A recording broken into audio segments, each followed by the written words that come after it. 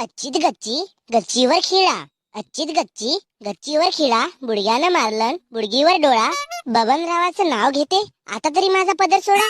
कोणर the भोसडीचा माझ्या आंटीचा पदर धरला. ऐ सुरक्षा पुरुष खाली बस. तुझी आंटी फक्त उकाना घेत आहे, बस खाली. घे नाव घे बरं सविताबाई.